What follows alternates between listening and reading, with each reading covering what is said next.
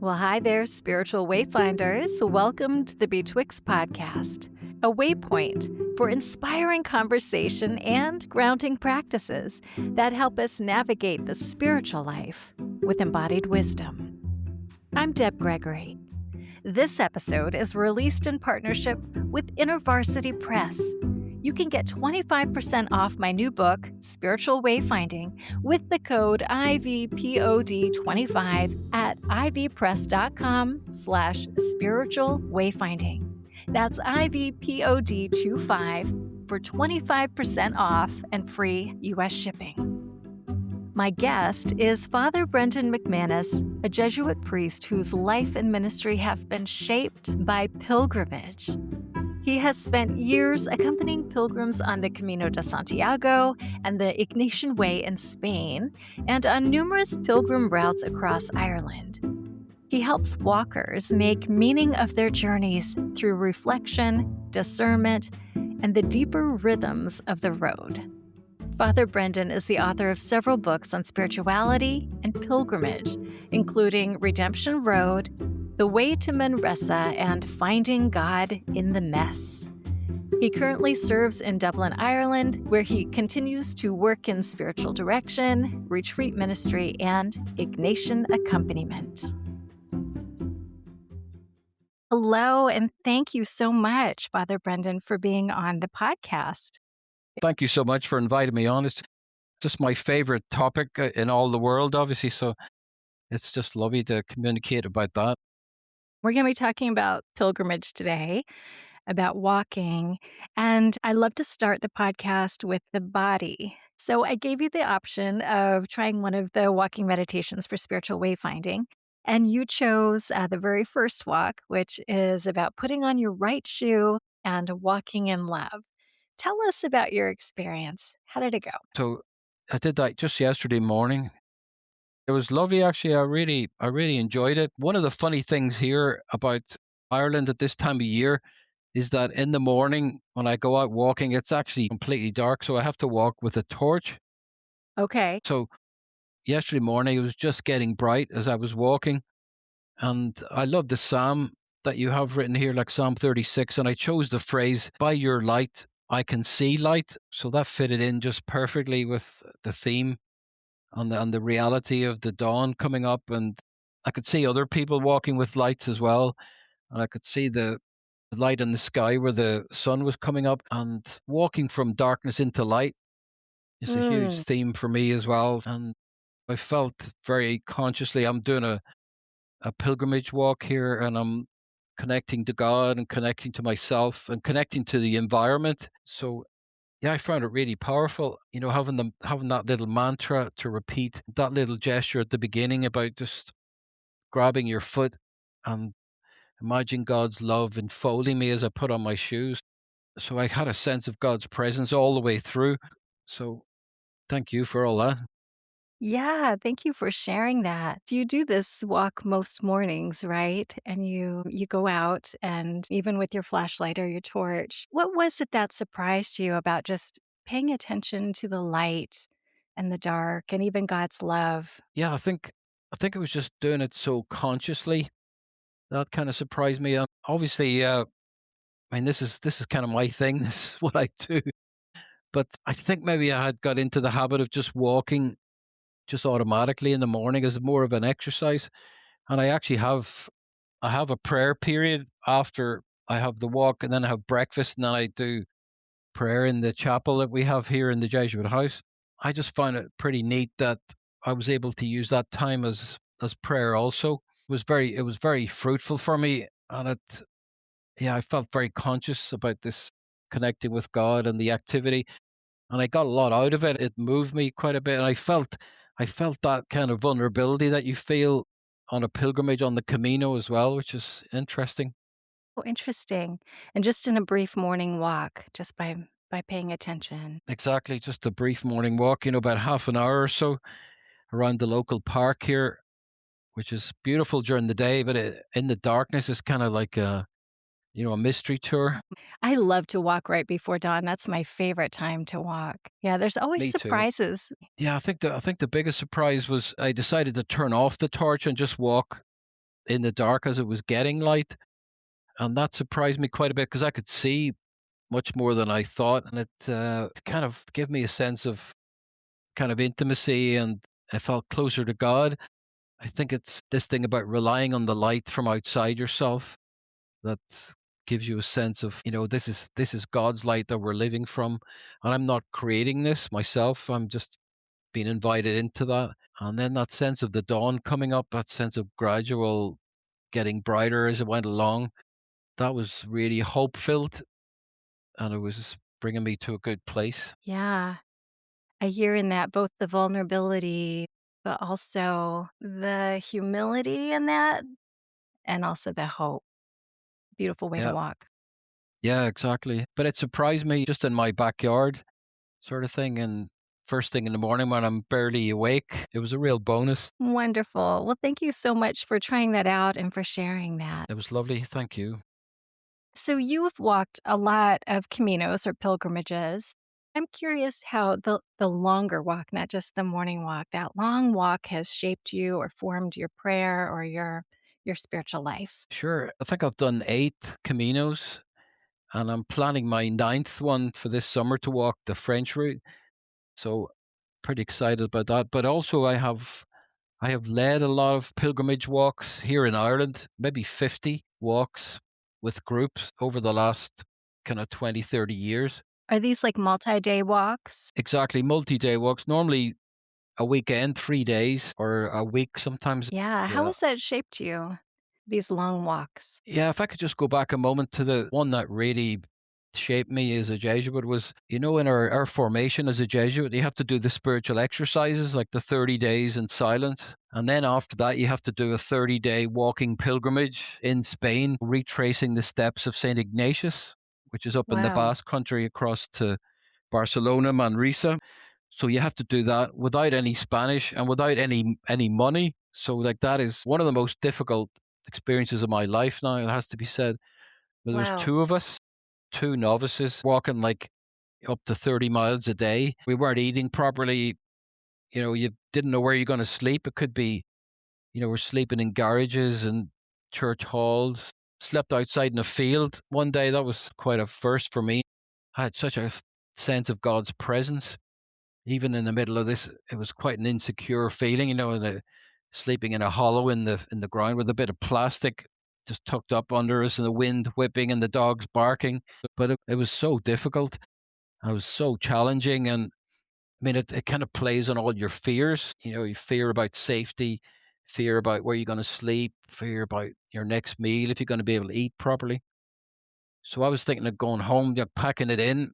And I said to the other novice who was with me, look, I'm thinking of going home here. It's just too difficult. And he said, that's fine. He said, if you want to go home, but you haven't prayed about this. You think it's all about you being a big hero, but, go and pray about that and then tell me what you're going to do. So that was a most brilliant piece of spiritual advice, but probably the last thing I wanted to hear at that Yes. moment. But I remember praying that night like I never prayed before. We were in a church hall and we were eating these Red Cross emergency rations. It's like a tin of stew, you know, starving, absolutely starving. And then I found a little corner in the church hall and there was this poster, Spanish artist did it, of Jesus on the nets just directly above me. But something happened in that prayer, just the, real honesty, asking for help, abandoning myself to God's providence. I got the grace to continue, and I got the grace to overcome the fear, and I got the grace to trust that everything was going to work out.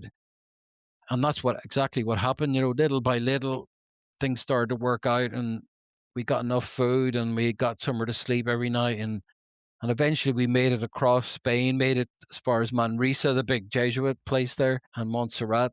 And it was an extraordinary joy to finish the pilgrimage. But also, obviously, I had learned so much. Yeah. It was a really transformative situation. Pray with the problem, I call it. Okay. So pray with the fear, pray with anxiety, whatever it is that's holding you back, and trust that God is there. I mean, God is always with us. You just got to trust that God's in this somewhere and following God's lead and God's consolation and God's invitation. And that was a really powerful experience. But that shaped me from then on. I was convinced of the value of pilgrimage and the transformative nature of it. And I wanted to share it with other people then. So that's why I began the walks in Ireland, to try to give some of that experience to others. That sounds like it was very transformative. Say more about your ministry. So you became a Jesuit, and if Yeah. I remember right, this wasn't your first career path. Say a little bit about your journey and then the ministry that unfolded out of this pilgrimage that transformed your life. You're right. I had two different careers before before I was a Okay, Jesuit. 2. When I finished high school, my dad was unwell. He was a farmer. We had a big farm, 100 cattle. So I had to take over the running of the farm. Unfortunately, my dad subsequently died, and I had to keep it running for my next brother. But I knew I wasn't meant to be a farmer.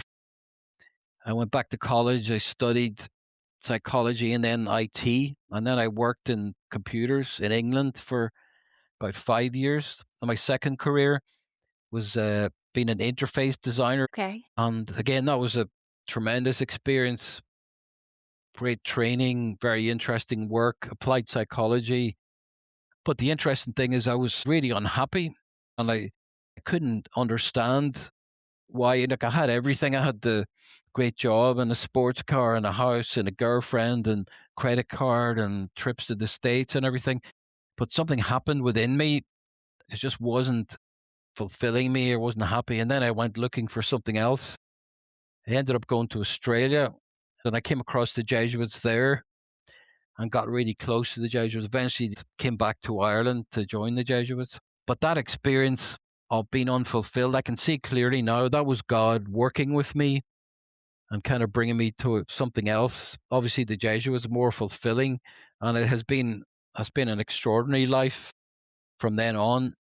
I'm trying to communicate something of what I've learned myself about life and vocation and how God speaks to you. And the other irony is, of course, that the walking was always a key part of that. So even when I was working in England, I used to go walking in the mornings before work, just to try to get some clarity and try to listen to what God was saying. I didn't really understand what I was doing at that stage, but something instinctively led me to walk in nature and in the forest, etc. So that theme has been consistent. So then, becoming a Jesuit, I began to work in the pilgrimage ministry as a way of doing spirituality, as a way of helping people, as a way of creating a space for people to explore their own faith and connect with this God that was intimately close and was always there for us.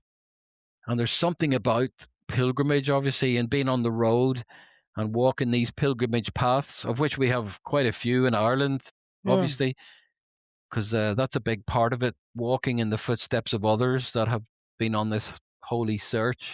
right. Yeah, just opening up spaces for people and allowing God to speak to people's heart. This is what I've learned most, actually. Okay.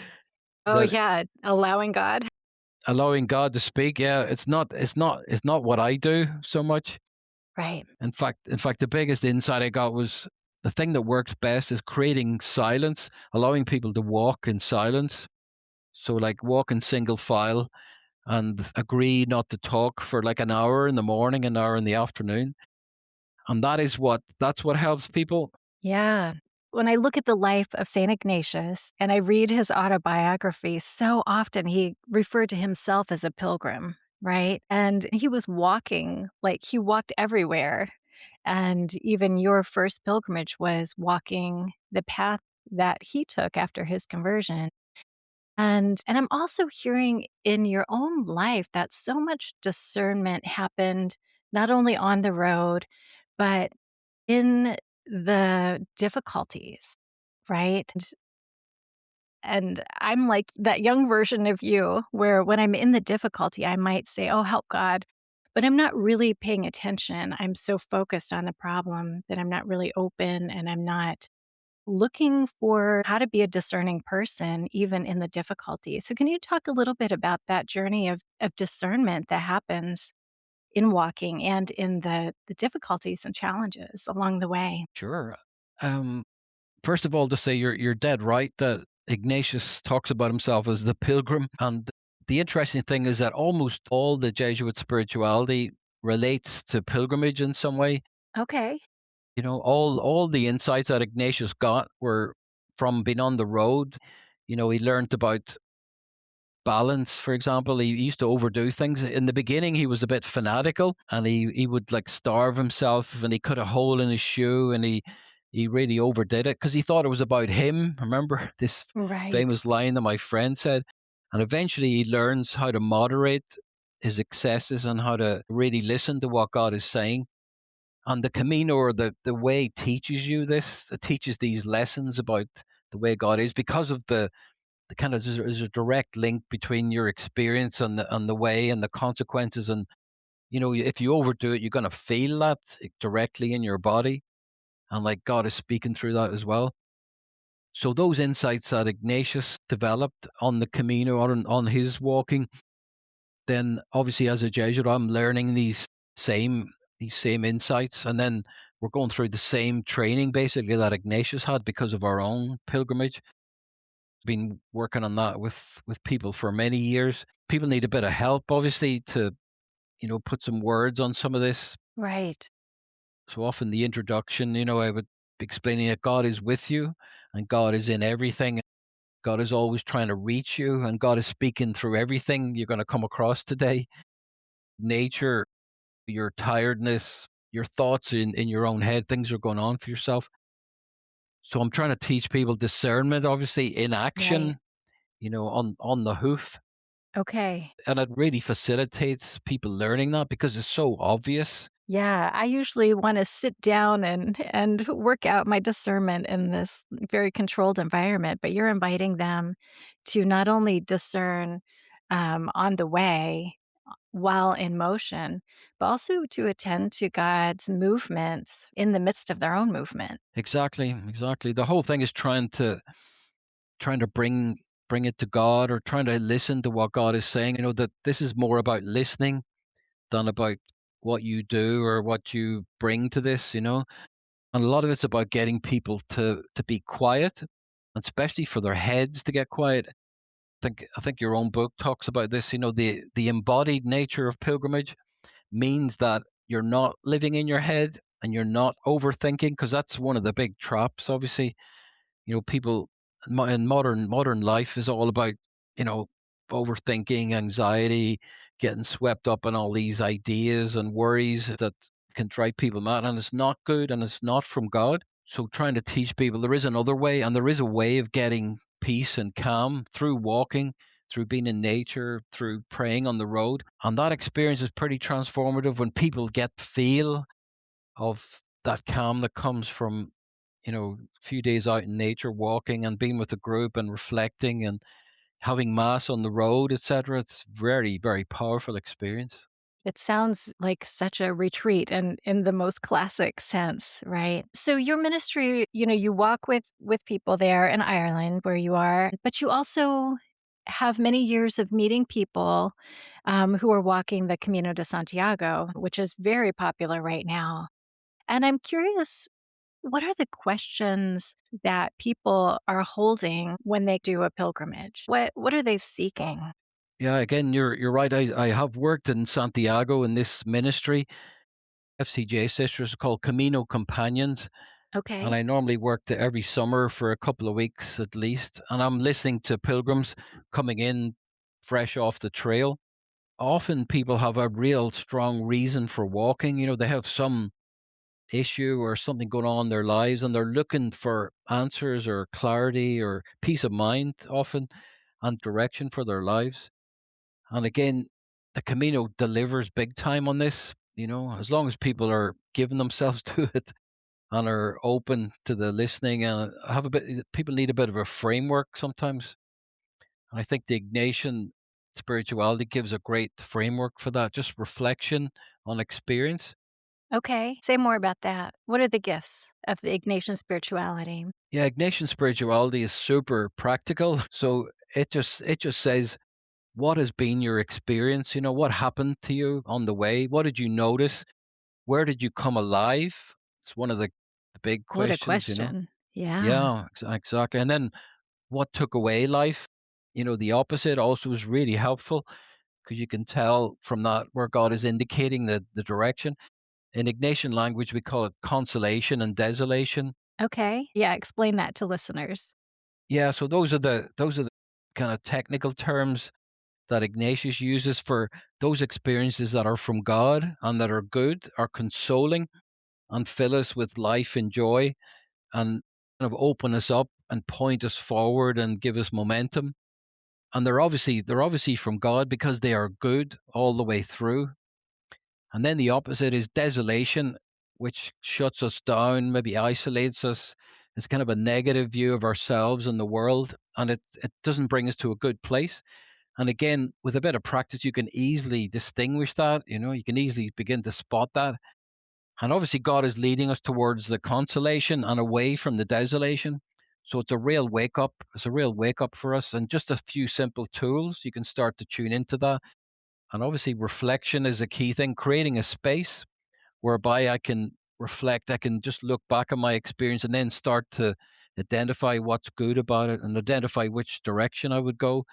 So I'm looking back, but I'm also looking forward, try to figure out what God is saying to me, where the life Where is the another way life of putting is. it. And it's not Yeah, just like picking what's easier or what's more appealing. There's something more to it than that, right? dead right. It's exactly, yeah, it's not just like I feel good or I feel bad. It's much deeper than that. Sometimes things that are really challenging and, cost me, sometimes those are the real things. I mean, the Camino itself is a very challenging experience and it really pushes you to the limit sometimes.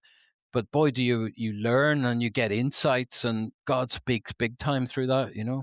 Yeah. And sometimes other things that are too easy, just coasting along, not really living, watching TV on the sofa type thing can be very desolating.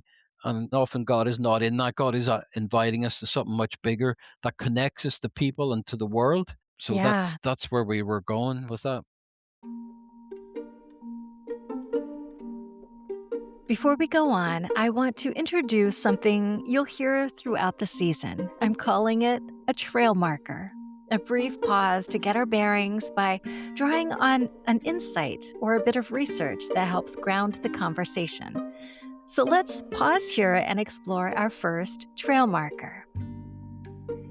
Pilgrimage often begins in the half-light, both outwardly and inwardly. Father Brendan talks about the intimate connection he feels with God when he walks before dawn. In that hushed hour, as the first hints of light gather at the edges, something hopeful begins to rise. The slow illumination outside mirrors what happens inside of us when we walk. The questions we carry, they don't disappear, but they often start to soften.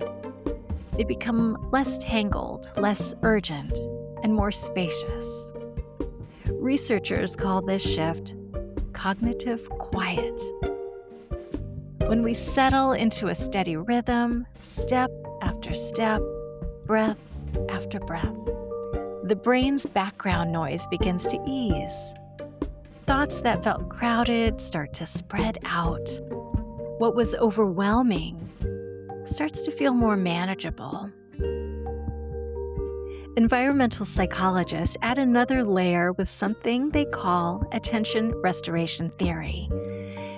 It suggests that our task-focused attention, that part of us that plans and decides, manages and solves, it gets depleted over time. But when we walk in a natural setting, a different kind of attention takes over. We experience soft fascination when our attention is drawn to the play of light on the path, the silhouette of a tree, or the sound of our own footsteps. And these small, effortless moments, they hold our attention without demanding anything from us. And it's often in this softened attention that many people sense God drawing near, not with pressure or forcing us to problem solve, but with a quiet kind of companionship. As the mind settles and the heart steadies, we become more receptive to the subtle ways that God is consoling, nudging, or simply accompanying us. That soft fascination, it restores clarity, it creates room for insight. And it's often in that restored space, sometimes just as the sky begins to brighten, that the deeper questions we carry begin to loosen or reshape or reveal whatever we need for that next step forward.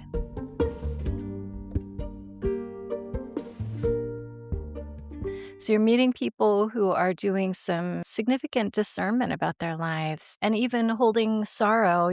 You know, one of your Caminos that you wrote about also held so much grief in the walking. Can you say more about your book and your walk in grief as well, and what that looks like for people to carry sorrow with them?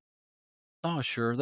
Yeah, that was my 2011 Camino pilgrimage where I did the northern route, which is the full thing, 5 weeks. It's 500 miles. I had 5 injuries and I Wow. raised £5,000 for suicide bereavement. But that was a grief journey because my brother had died by suicide. It was a really tough experience.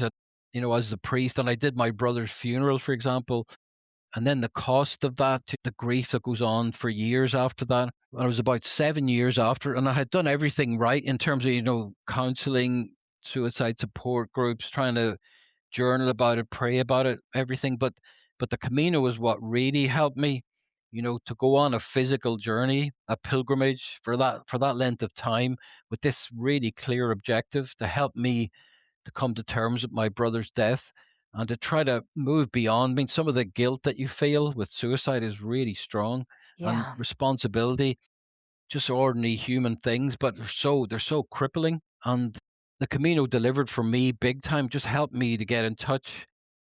Cost me a lot. As I say, I literally crawled into Santiago at the very end, just like worn down by all the twists and turns and things that happened. But then, right at the very end, out of this most amazing experience where I burnt my brother's t shirt as a bit of a symbol of letting go of my brother, I had this inspiration, seeing other people do similar things. Okay. And that was exactly the right ritual with the symbol at the end of this huge pilgrimage. It just gave me this kind of cathartic, you know, meltdown that I really needed in order to let go fully and in order to kind of cleanse myself of a lot of this guilt and responsibility. And that's what did it for me. It was an extraordinary experience. I mean, it was costly, obviously, the Right. pain of all that, but the relief that I got and the transformation and the healing.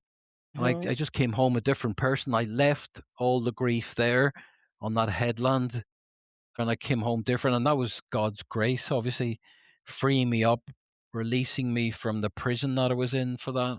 Yeah. What a powerful experience. I've heard people explain walking with grief or fear or trauma that there's something about the movements. It's almost like it's metabolizing some of these unprocessed emotions and memories and experiences just through the movement. Is that something that you experienced as well? Yeah, exactly, exactly. This thing about embodiment that we've spoken about, that everything is in the body, that stored grief and resentment, anger, fear, whatever. So just simply walking reconnects you with the pain or the experience of what's happened. And then it allows you to walk it out of your system, getting in touch with it, living it, expressing it. And often there's loads of tears on the Camino as well. Yes. And certainly for me personally, it was a big meltdown with massive, massive amount of tears at the end. But boy, is it cleansing, and is it renovates you, and it lets you go home free, that's the real gift. The Camino challenges and it purifies us. I often say it really puts us through the mill a bit, and God works really powerfully. And sometimes you don't have much of a sense of it at the time, and it's only like afterwards and reflecting and coming to see it from a distance, you can see all the amazing things that happened there. Yeah. I've been in conversation with a friend who's come back from the Camino. It's been 6 months and she's still processing. And there's the famous saying, that the real Camino happens once you come home, right? And she's going through her journals, revisiting place by place, solidifying her memories. And to me, it almost feels like she's come home physically, but there's this long shadow, and her shadow is still walking through the Camino long after she's arrived home. Has that been your experience? Is that typical to have this lingering, profound experience? And what do people do with that? I mean, do you sit with that alone, or how do you, as someone who accompanies people, meet people Yeah. afterwards? We actually have a book on that very topic called Living the Camino Back Home. And it actually covers that very area, that when you finish the Camino in Santiago or whatever, that's only halfway. And your friend is exactly right. That's, to keep processing it, because it starts to spill out into your life then as you go home. My first Camino, that one, 2011, it took me a full year to reflect and to work through it and process it before I understood actually what had happened. It was such Mm. a phenomenal thing. I couldn't quite understand it until I worked through it and talked about it. So wrote about it ultimately. So I always recommend to people that you need to know that this process is going to play out over some months and even years sometimes, and to give space for that, and to have spaces where you can talk. Maybe have a spiritual director, especially somebody that will be there for you. Unfortunately, your friends get fed up with the Camino stories after a while. Yes. Yeah, she mentioned, everyone just wants to know, "Where did I stay? What did I eat?" And they don't That's wanna right. know any of the deeper things. It's harder to talk about. Exactly. But there is a process going on at quite a deep level, and it's about integrating all this wisdom and healing and insights that you've been given on the Camino. So respecting the process and giving space for it, like I said, and having anchors there, things that help me to process that. So a spiritual director, like a prayer group, maybe even a Camino group. Writing about it, I find especially helpful. I'm a writer, obviously, but just so any way of kind of getting it outside yourself and being able to look at it from a distance, speaking to people, talking about it, symbolizing it, using creative means to express it within yourself, anything like that will help that process to play out and come to its kind of fruitful conclusion. Yeah, the ritual aspect of it helps us integrate the lessons and the beauty and the symbols more meaningfully. Is there anything else you want to share as encouragement to someone who maybe is planning a pilgrimage or is coming back from a pilgrimage and struggling to know, "What do I do now?"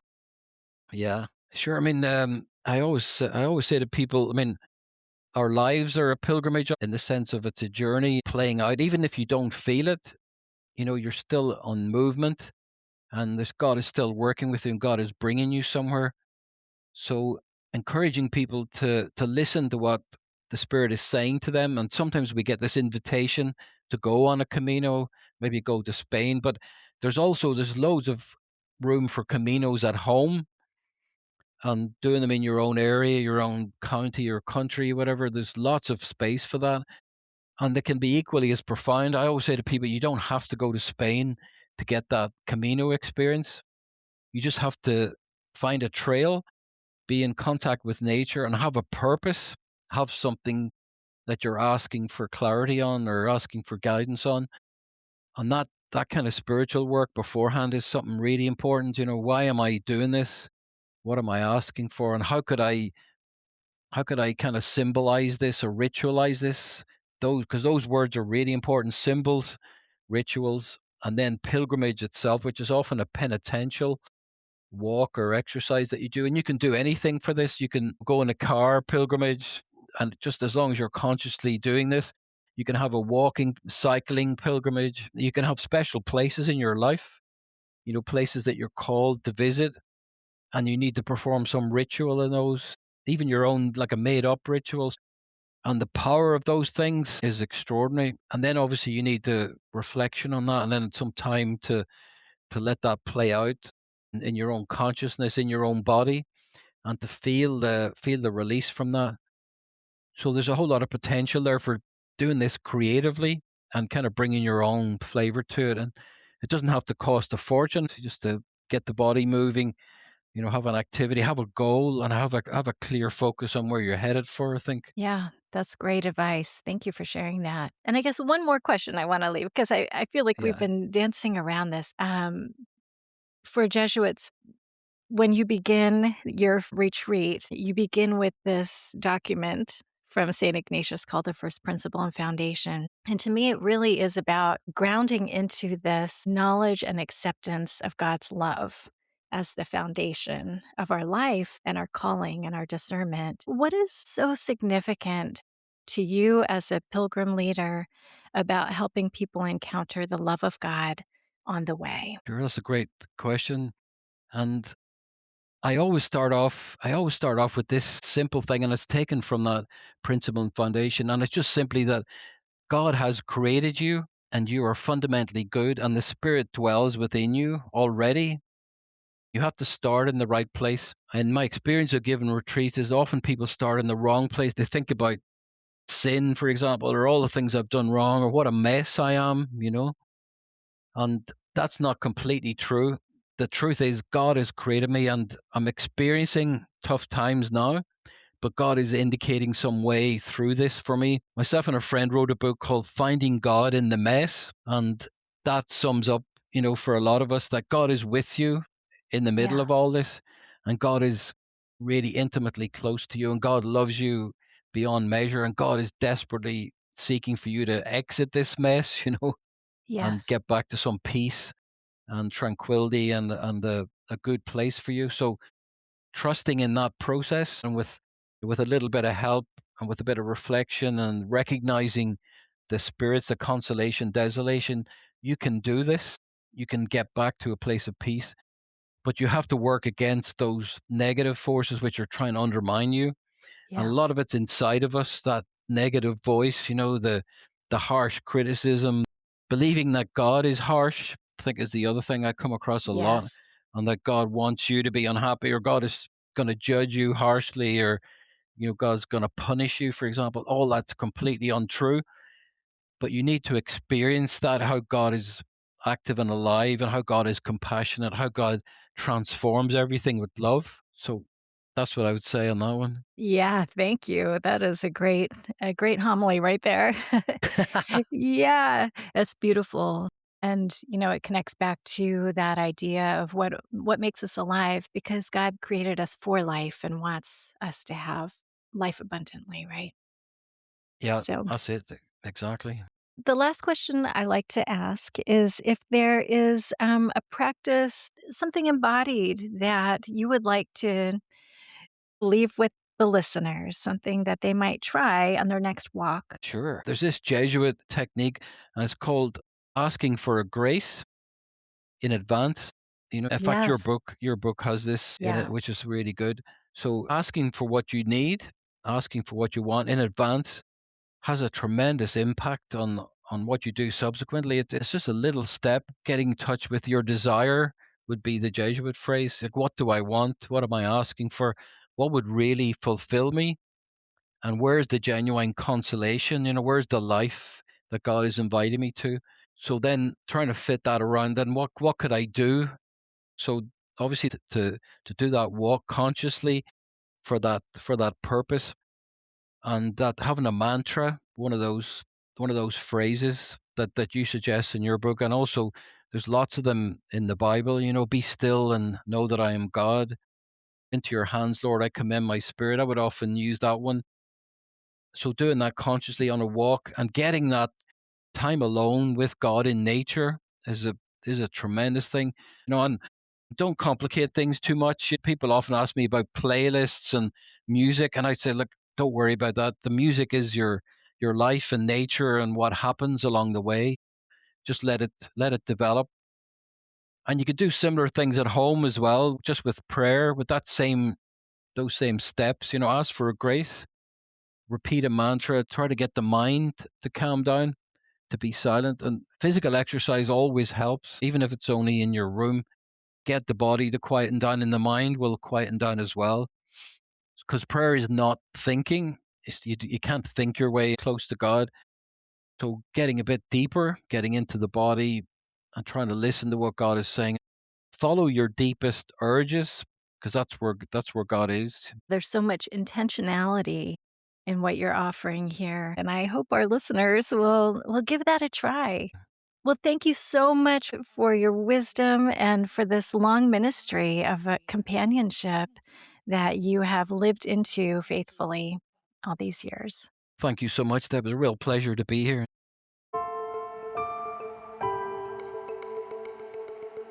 As we close, I want to invite you to take a walk and explore some of the themes in this episode. Before you begin, take a moment to pause and remember that God is love and to ask for the grace that you need. Notice whatever desire or intention is stirring in you. And as you walk, give it some room to breathe. Allow your attention to soften. Let the rhythm of your steps set your mind at ease. And then begin to open your attention outward, noticing whatever catches your eye and draws you into this posture of curiosity, of openness, or possibility.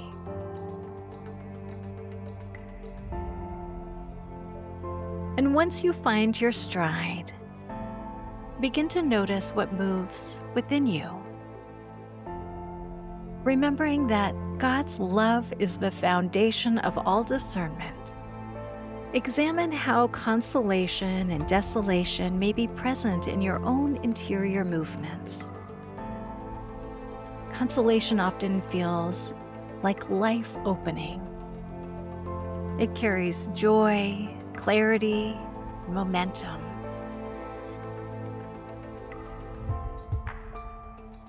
Desolation works in the opposite way by closing us in, isolating, diminishing, or turning us against ourselves. By tuning into these movements, we can gain a better understanding of God's guidance.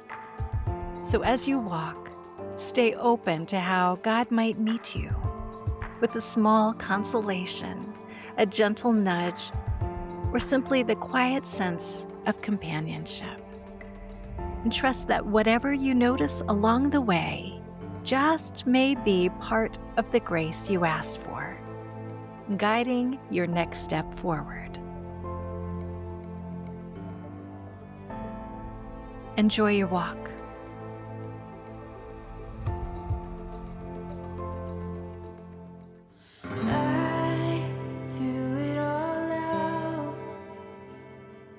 Thanks for listening to this episode of the Betwixt podcast.